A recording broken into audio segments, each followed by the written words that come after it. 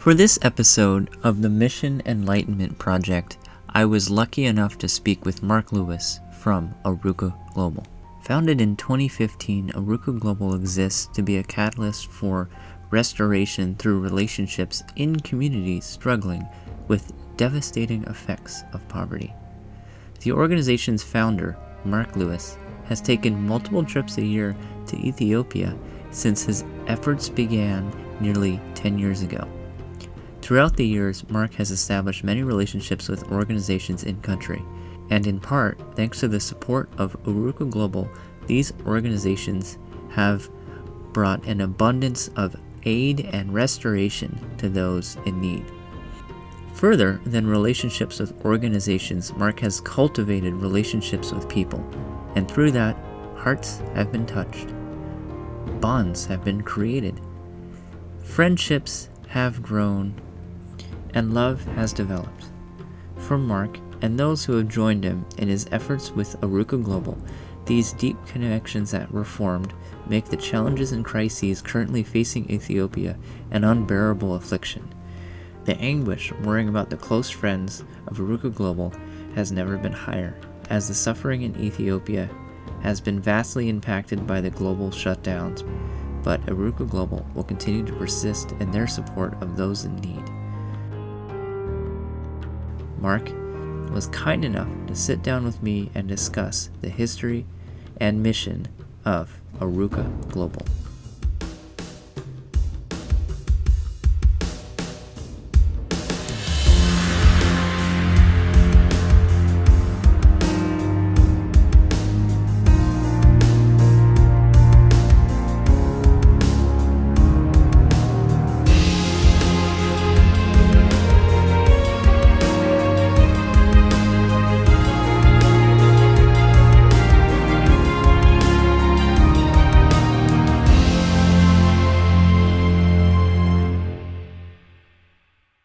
Hey everyone, welcome to the Mission Enlightenment Project. We're here again talking to another great individual, this time a dear friend of mine and founder, CEO, big kahuna of Arukah Global. And we're here to learn all about what he does and his mission. So Mark, out of the gate, let's just talk about the founding and the beginnings of Arukah Global. How did Arukah Global start, and how many years has it been, and what has the journey been like? It's been an interesting journey because I when I first went to Ethiopia in 2011, I had no idea what God was doing in this. I went with two other pastors, basically as a videographer and a photographer, to kind of tell a story. And that church that I was with at the time was going to have a weekend where they sponsored children from Ethiopia through an organization called Compassion International. And so sponsoring means you pay $30-$40 a month, and you help support this child for education and food and whatnot. So this church had decided to partner with a church in Ethiopia in a specific community and to sponsor kids in that one community. About 3 months later down the road. So we went in June, and we would have a weekend in September or so where we'd sponsor kids back here in the States. So I went as a team photographer to kind of capture images and some video so we can in turn come back and tell the story. Hey, you guys, this is the community that you're going to be sponsoring kids in. And the short version of that is during that time there, I had this interaction with this little girl, this little 4-year-old girl, and who thought I was her dad. Now that sounds kind of weird right up front, but the backstory is I was doing a little peekaboo with this little girl while she was at the church, and she was very light-skinned, and it was clear that her mom was Ethiopian. She was a typical dark-skinned Ethiopian lady, and I asked the man next to me, what's the deal with that little girl there? And he said, well, her father was Ukrainian, and he left the wife when she was 3 months pregnant, and she's never met her dad. And so, we do like we do here, peekaboo waving back and forth, and the little girl's giggling, and she runs up to me a couple times and tugs on my arm, goes and hides back behind mom, kind of, are you going to come chase me? And the man leans over to me, because the girl was speaking in her language, in Amharic, and he says, that little girl there, she thinks you're her father. I thought, oh man, wow. You're killing me. And my heart was already really tenderized because of what we'd seen in country there. And so that kind of started my journey. God kind of hooked my heart to the community there. But what was remarkable about this is 3 months later, 8,000 miles away when we had our Compassion Sunday here in the States, when we were going to sponsor kids from that community. We had a packet of like 100, 150 kids, photos and a little story at our church here in California from that neighborhood, from that community. And I'm ready to sponsor a kid because I know, man, Compassion International works, right? So I'm going through the stack of kids. Who should I sponsor? Guess who I came across? That little girl, yeah. the 4-year-old girl who thought I was her dad 3 months prior, 8,000 miles away. I thought, you've got to be kidding me. Wow. So I had to pray about it. No, I didn't. So I sponsored her. And so I made a commitment to go out there and visit in subsequent years. So that was 2011. I went again in 12 with the team, led a team. 2013 led a team. 2014 led a team. And sometime during 2014, I really felt a stirring that God was calling me to do something more other than visiting and spending time with this little girl who'd become like a daughter to my wife and I. And so that's where the seeds got planted for Arukah Global. And I can expand on that a little bit more too in a minute. But. Yeah, sure.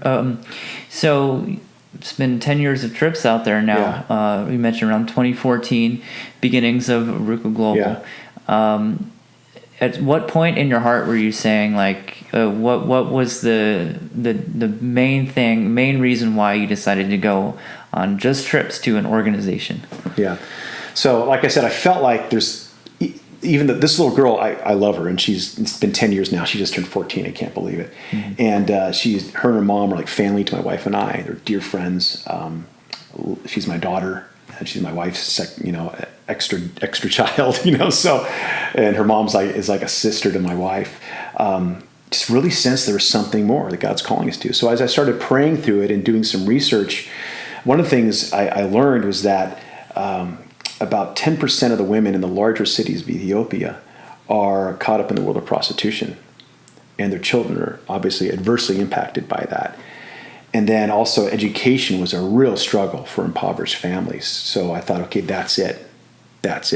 Because in 2014, I'd spent some extra time in Ethiopia after our church team went home. I did some research, spent some time at some schools. And so out of those two needs initially, but they all involve children, right? But these women who need to be rescued out of prostitution and their children, and then a school that we started partnering with. So that's kind of where it started. So at this point, we've partnered with an organization called Ililta, Women at Risk, and they rescue these women and their kids. And we can go into that a little bit more off the streets and rehabilitates them. We've got a school partner called Burhan Academy. That when I first met with them in 2014, they had about 400 kids attending that school. And by the grace of God, as we've partnered with them, we've helped them increase their capacity to about 700 kids. Just amazing. And this is because of people donated, because of our teams that have been coming with us.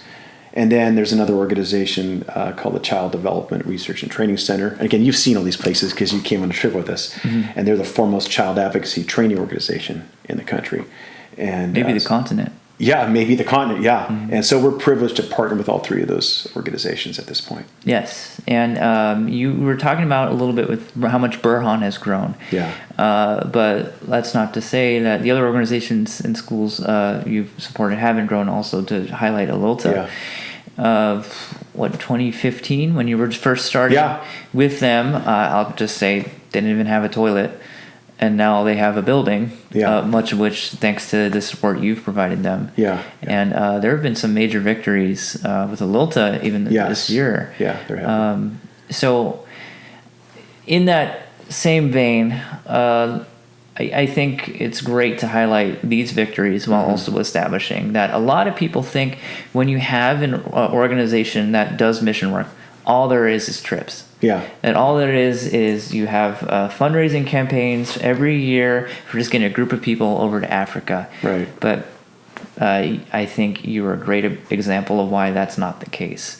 In highlighting the victories that have happened, much of which thanks to the support you've provided, can you also explain what else goes on behind the scenes of running an organization like Arukah Global? So do you want me to share some of the victories too? Is that what you're saying? Absolutely.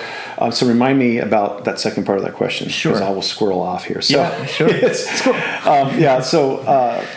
with Ililta, again, this hasn't been just us. They've got multiple partners all around the world, and they're established in Addis Ababa, which is the capital of Ethiopia. They've got another location elsewhere, and then the one that we partner with is specifically in the city of Adama, or otherwise known as Nazareth, Ethiopia.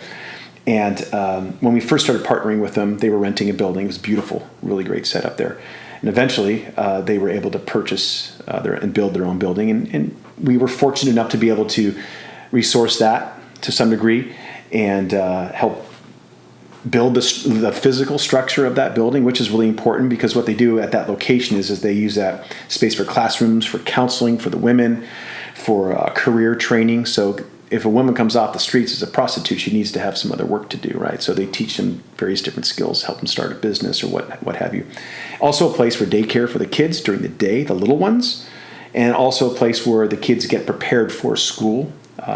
We're privileged now at this point. We'd have about, probably 110, 117 kids we're helping continue their education. Because as the women go through the program, so they might have two groups of 15 or 20 throughout the year, so 30 to 40 women throughout the year. They go through the year-long restoration program and graduate, but the kids, of course, are still in school. So as each year goes by, the number of kids we support in school keeps growing because they stay in school, right? So it's been amazing to watch that. And one of the things we're really super encouraged about is just the other month, the president of Ethiopia, who sits second seat to the prime minister, presented Alota with an award of recognition for their work with these women. So the leadership of Alota got to spend time in the presence of the president, what do they call her? Her Excellency. Her Excellency, which is huge honor in that culture. And so we're just stoked out of our minds just to see that kind of recognition came to them, and hopefully that stirs more support for them. What are you constantly juggling to help these organizations? Yeah, what are we not juggling? Yeah, what are we not juggling? Outside, so to rephrase the question, outside of organizing an annual trip, at least to Ethiopia, what else is on your plate for an organization like this? Well, it's constantly meeting with people and sharing the dream, sharing the vision, and raising funds and awareness.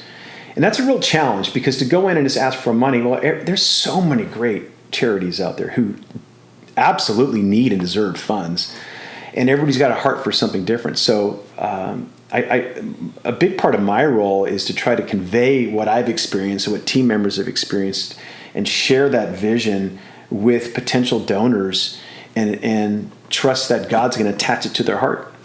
And so it's building relationships, and sometimes it takes years for these, and so a big part of it is, like any nonprofit, is developing fundraising mechanisms.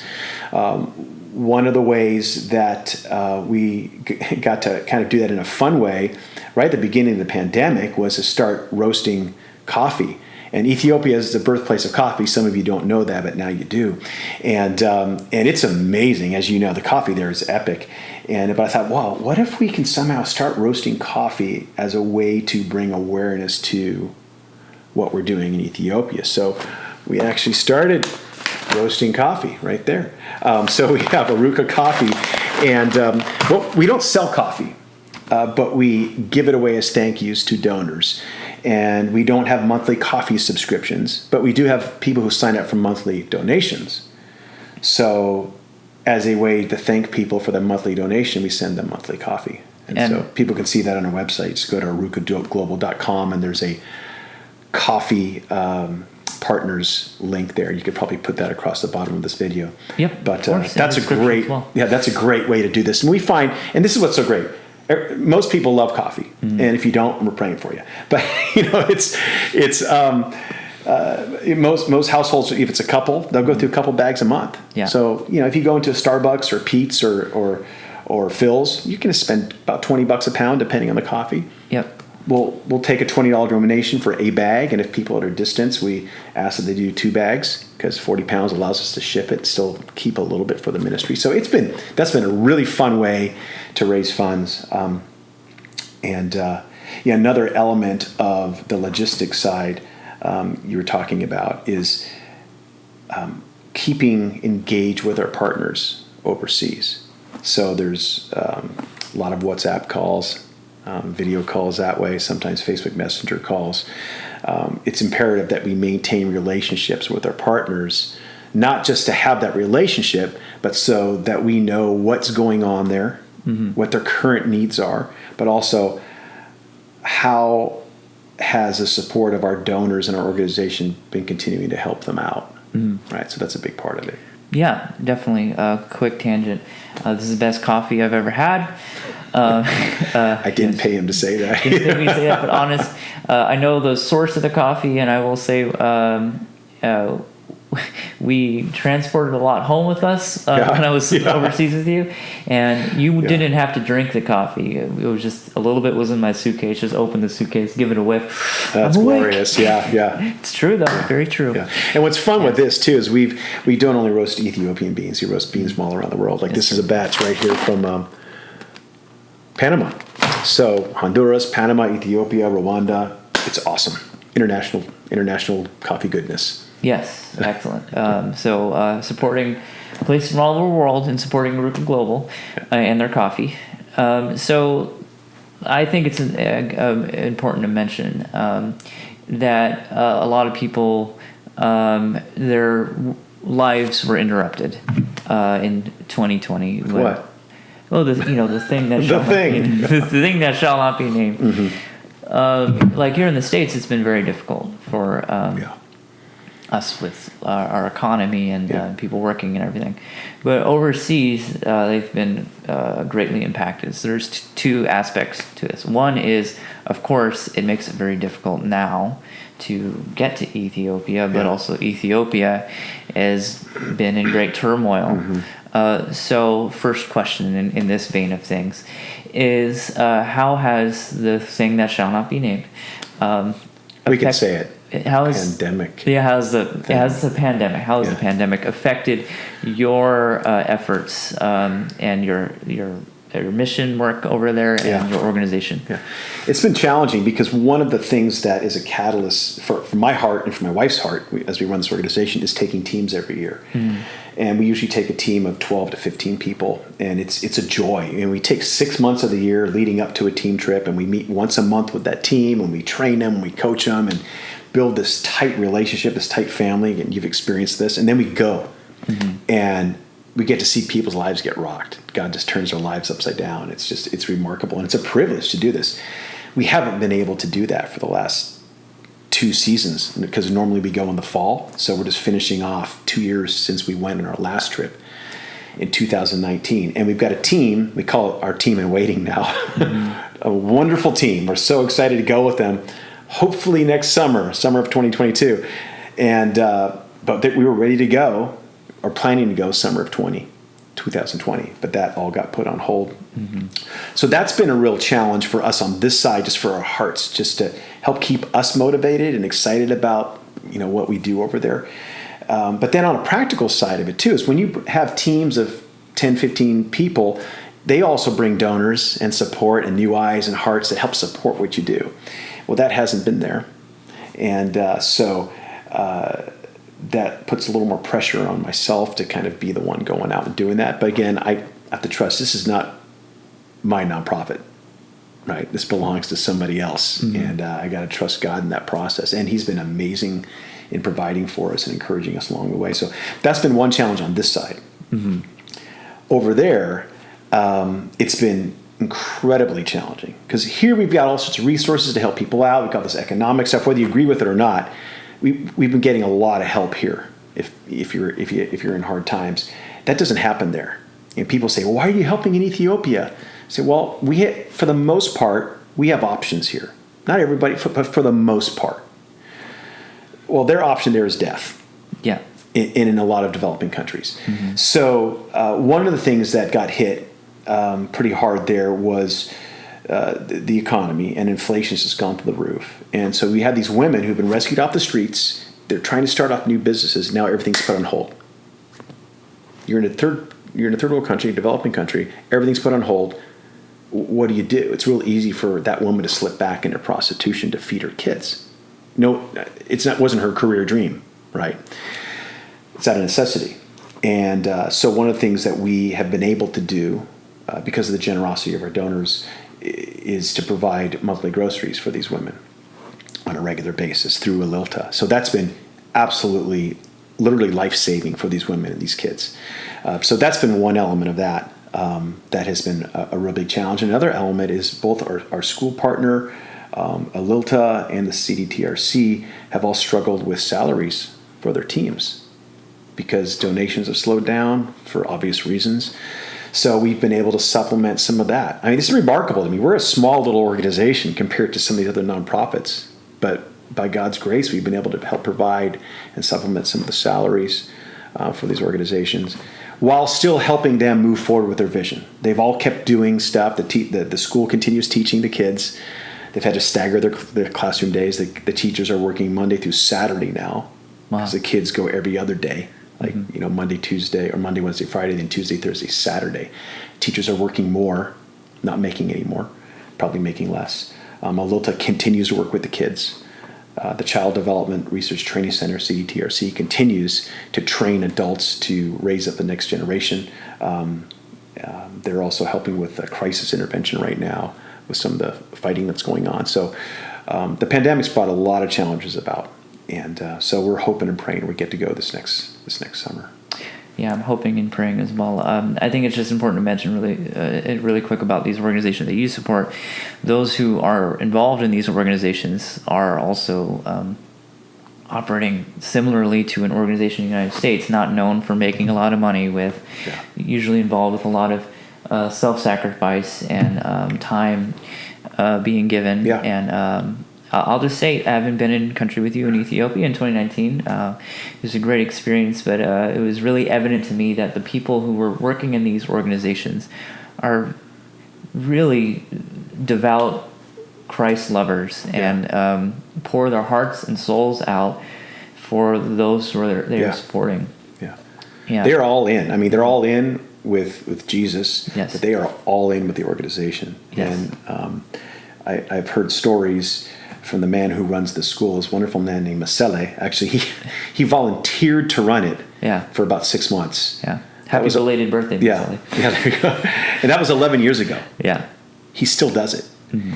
And but he had shared through tears one time, a number of years ago, that sometimes kids show up with their little tin lunch pails. They have these little round tin things.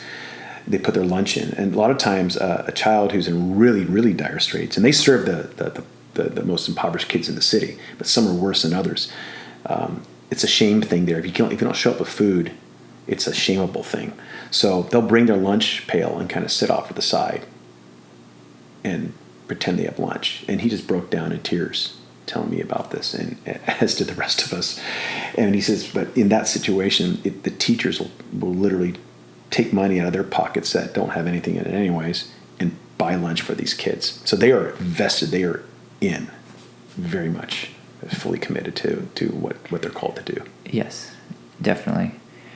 So it's a great example of the enormous hearts that these organizations have helping run the cogs and wheels in the clocks and vehicles of these organizations. So that's just highlighting to our audience, if you are supporting Arukah Global, you're supporting like food in the mouths of kids in impoverished schools and impoverished areas in a developing nation, Ethiopia. So we've covered a lot of ground here. I think it's important for our audience to know how can they support Arukah Global in their efforts. Yeah. Can I share one more thing? Absolutely. You know what? I'll say share as much as you want. Okay. Yeah. There's a newer initiative we've been working on, and I'm stoked about this because I started off in ministry by leading men, and I ended up leading men's ministry. Yes. And then and one of the things I've grown to learn here in the States is most of our problems in this country, when you come down to systemic issues, I mean, everybody's got issues, right? Kids got problems, women got problems, men got problems. That wasn't proper English, but that's what I'm doing. Everyone has problems. Everyone's got problems. But so much of it comes down to, statistically, when you have a lack of character of men not stepping up to the plate as a father, or they don't know how, crime, single mothers, like in Ethiopia and here, spread of HIV/AIDS, corrupt governments, corrupt churches, all of these things. When you boil it down, it comes to lack of godly character in men, because it creates a blast zone. And it's either that man is going to create a blast zone of light and righteousness, or a blast zone of darkness and damage. But if you don't know any better, right, it's because it's a generational thing. Women get damaged, children get damaged, and what happens to the next generation, right? So the systemic issues are what we're going after at this point. So one of the things we felt really convicted about doing was, how do we develop a mentoring program for the boys? We've got women now in the programs to get them out of prostitution, get them educated, or get their kids in school. But how do we get to the men? Because the men are buying the prostitutes. Right. The men are murdering people. The men are raping people. Yes. The men are getting women pregnant and leaving. Yes. Right. The men are running corrupt governments. Mm-hmm. The men are, sadly, corrupting the church. Right. So how does that start? Well, we have to get to the hearts of men. So where does that start? We got to get to the hearts of boys, right? So when I think about it, it's overwhelming, because there's no way we can do this. Well, we can. God will, though. And so we're in the infancy part of developing curriculum, first to train a frontline group through the CDTRC. Mm-hmm. Again, this is the foremost child advocacy organization in Ethiopia, if not Africa, to train the first line group of young men to mentor boys, right? So that's going to be the first layers, those men. And then the boys the hope is to put in a framework that's similar to trail life, right? It's like Boy Scouts, but it's a Christian version of Boy Scouts, is what Boy Scouts used to be, right? And so it's like a merit-based thing. They can get a badge for, go sit with this widow in your neighborhood once a week and bring her some sugar, to show compassion, or a service, or then you learn a skill. So we've got all the pieces in place for this. So we're starting to develop that at this point. And so we're really excited about that, because it will address a lot of the systemic issues in country there. Yeah, so, absolutely. A lot of work, but we're excited about it. And you mentioned the CDTRC is the biggest in Ethiopia organization geared towards young people. Yeah. And I've mentioned perhaps in all of Africa. So if that program gets up and running, it could. This is big wishful thinking for me, but it could happen. Yeah. Change the entire trajectory of all of Africa's future. Yeah, and here's the thing. One of the things I've had to learn the hard way, because I want everything done now. Mm-hmm. And you guys do too, right? We press the button, get the app, everything boom is done on demand, fast internet. Change is slow. Yes. And what we talk about with Arukah is our mission is to be a catalyst for relationships that lead to restoration. And that's a slow process, right? It's relationships within the community, it's relationships with one another, and of course, then it's relationships with God. But as those work holistically together, we start seeing restoration. And as you know, the word Arukah is an old Hebrew word, learned about in Jeremiah 33:6, that it's this idea of holistic restoration. But it takes a long time. Mm-hmm. And so, for example, we had a girl we just started putting through college about 5 years ago. Both parents are gone. She had to become the mother of her 3 younger siblings, and they were in a very difficult situation. We decided to pilot a program where we helped cover some of her household costs, and so she can go to school. So we funded her college education to become an accountant. Well, she just graduated after 5 years, and now she is at a bank. Now she's not being paid, but their internships there are not paid. It's an honor to be able to go, and it's a privilege to have a bank say, or any business say, why don't you come work here for a while we train you, and then you get the next open position. But again, here's restoration through relationship. It happens slowly. She's working at a bank that does the banking for our school partner, right? Burhan Academy. So there's that relationship again. And through all this, we've seen her whole household come to Christ as well. So it's a long, slow process, and but we're having to learn, okay, we got to be patient in it. It's bit by bit, step by step. Yeah, that's beautiful. And to our audience out there, you don't give up because solutions aren't coming right away. Right. The real change takes time and is not easy. Yeah. But that's all that to be said is with everything you're doing is great results have happened and are continuing to happen. Yeah, and it's partnerships that make it work. Yes. Right, partnerships and prayer. Yes, and it's important to establish for audience. It's very evident from what we've heard from you so far that Arukah Global supports organizations from all over Ethiopia that is making qualitative change in people's lives. And that is a consistent effort with Arukah Global.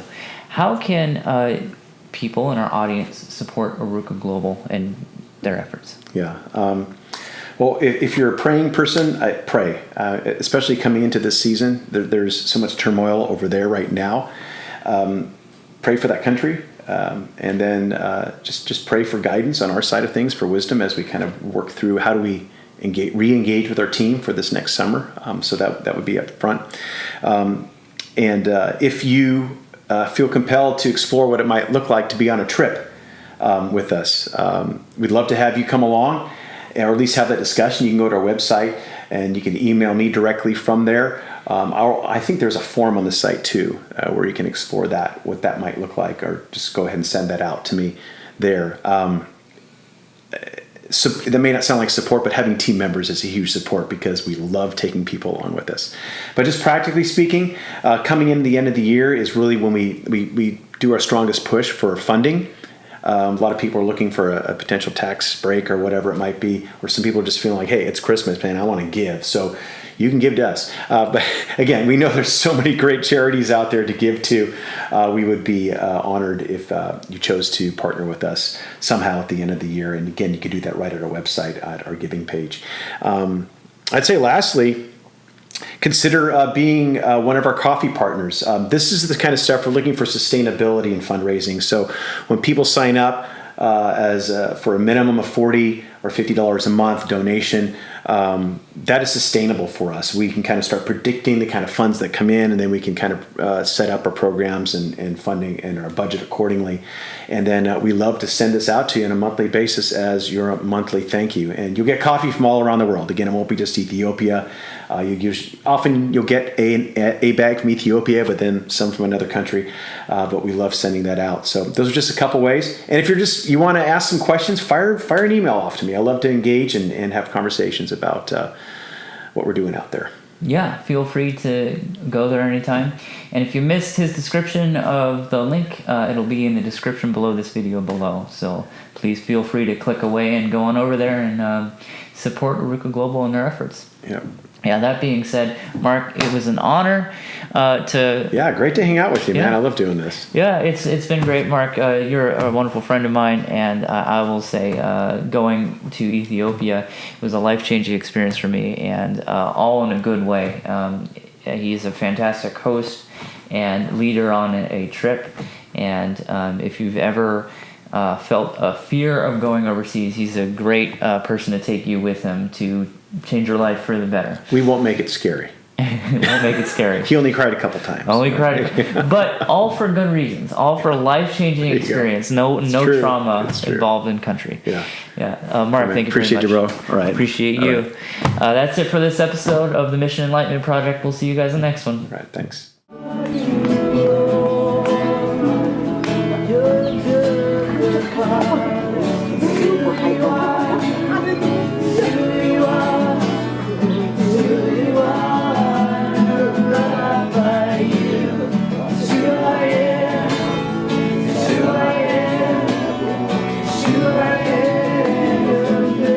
Goodbye.